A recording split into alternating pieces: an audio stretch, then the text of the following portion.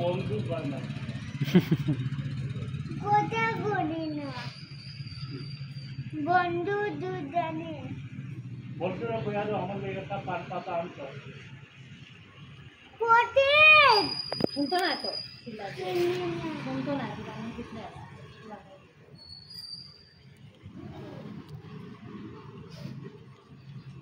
কি আনতো পতি পতি ছোটে আতো মনে ভিজে হ্যাঁ